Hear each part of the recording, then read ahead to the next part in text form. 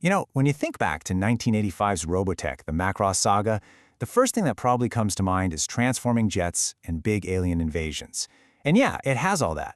But underneath all the sci-fi action, there was a surprisingly grown-up and complex emotional core. So today, we're going to dissect that emotional spine.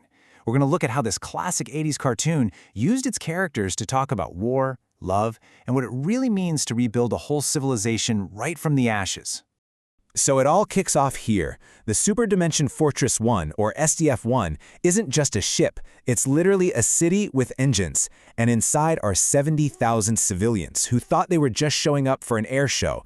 Instead, they're about to be thrown clear across the solar system, trapped for 2 years right in the middle of a massive interstellar war. That's the setup. Now, at the heart of this whole ordeal is one of the most famous love triangles in animation history. But as we're about to see, the triangle itself isn't really the point. It's more of a narrative engine. It's a device to push three very different people to their absolute breaking points, and then see how they put themselves back together. First up, you've got Rick Hunter. He's a civilian stunt pilot, a little bit arrogant, kind of a hotshot who's way more interested in impressing girls than fighting any war. But he gets drafted by circumstance, you know? He's forced into a cockpit he never wanted and has to figure out what he's even fighting for while the battle is happening around him. Then there's Lin Minmei. She's a 16-year-old waitress whose life gets completely turned upside down when she wins the Miss Macross beauty pageant on the ship. Almost overnight, she becomes a huge pop idol, a symbol of hope and normalcy for a population that has absolutely none of either. And rounding out the trio is Lisa Hayes. She's the first officer, the absolute professional who is all business all the time. To everyone, and especially to Rick, she just seems impossibly stern, cold, and completely dedicated to the military mission. So this is the really crucial part. The show isn't really asking who will Rick choose. It's using all that romantic tension as a catalyst. It's an excuse to watch a boy become a man, to watch a pop star become a tool of war, and to watch a rigid officer learn how to be vulnerable. It's all about their evolution. Okay, let's move on, because the show's maturity goes way beyond just the main characters. It uses its supporting cast to show us the unglamorous, realistic, and often quiet toll that a long conflict takes on people. Just take the death of the ace pilot Roy Fokker. He comes home from a mission, he's bleeding internally, but he doesn't tell his partner, Claudia. He just sits on her couch, picks up his guitar, and quietly dies. There's no dramatic music, no big final speech, just a sudden, completely silent ending. And Claudia's reaction to this is the entire point. She doesn't get some big dramatic scene where she breaks down crying. She keeps running the bridge. She keeps doing her job. The show uses this incredible restraint to show what war really costs the people who are too strong, too essential to be allowed to fall apart. And this right here also gives us a much deeper understanding of Lisa. We eventually find out that her stiffness isn't a personality flaw, it's armor. She's been grieving her fiancé, who was lost years earlier on Mars, this whole time. And once you know that, every single action she takes is completely recontextualized. Her sternness is really just a profound and very old form of self-protection. All right, now let's look at a totally different relationship, one so unexpected that it completely shifts the premise of the entire war. It reframes it from a conflict between species to a conflict of culture. So meet Max, the best pilot on the ship, and Maria, the top ace of the enemy's Zentretti.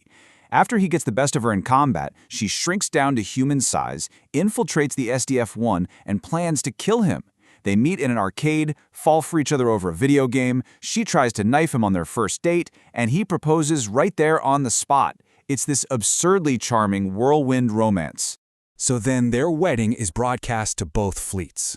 Now for the Zentradi, a race of clones bred only for war, seeing this ritual of love and music and family, it's a total shock to their system. They realize that culture is the very thing they've been missing. The war isn't about human versus alien anymore. It's about a people who create versus a people who only know how to destroy. But this cultural revelation doesn't exactly sit well with the Zentradi leadership. They completely reject it, and they decide that the source of this cultural contamination, the planet Earth, has to be sterilized. And this is the scale of their response. A grand fleet of 4 million warships surrounds the Earth. The odds aren't just overwhelming, they are completely astronomical. And in one of the most haunting creative choices I've ever seen in animation, as the fleet opens fire and just wipes out almost the entire human race. The soundtrack goes dead. The show lets the genocide of Earth happen in 7 long, unnerving seconds of total silence. The focus isn't on the destruction, it's on the aftermath. This event becomes the new ground zero for every character. From this point on, they're not just soldiers or civilians, they are the grieving survivors of an entire lost civilization. And that trauma informs every single relationship for the rest of the series. So after the climactic battle, with Earth gone and this new society of humans and Zentradi trying to coexist, the show explores 2 completely opposing reactions to peace. Min-May's voice, the very sound of culture, literally becomes a weapon that helps win the war. But the victory hollows her out, leaving her totally isolated by her own fame. On the other side of that coin, you have Chiron, a Zentradi commander who simply cannot adapt to peace. With his purpose gone, he just manufactures a new war out of his own bitterness. The winner and the loser, they're both tragic figures. So, let's bring it all together. After all the loss, all the growth, and all the rebuilding, what is actually left? What is the fragile, bittersweet legacy of their entire struggle? While in the end, Rick finally becomes an adult, Lisa finally allows herself to be vulnerable. But Min-May, the pop idol who saved them, she walks away alone. The ship itself is a wreck. The losses are immense. But there's also hope, embodied in the first human Zentradi child, the daughter of Max and Maria, who represents the future. And that really is the final crucial point here. Culture, music, love, connection, that's the very thing the Zentradi High Command feared, which is what caused that final devastating battle. But it's also the only thing that gave the survivors a reason to rebuild. It's what survived the war. And for a kid's show in 1985, that is a stunningly profound message. And you know what? It still is.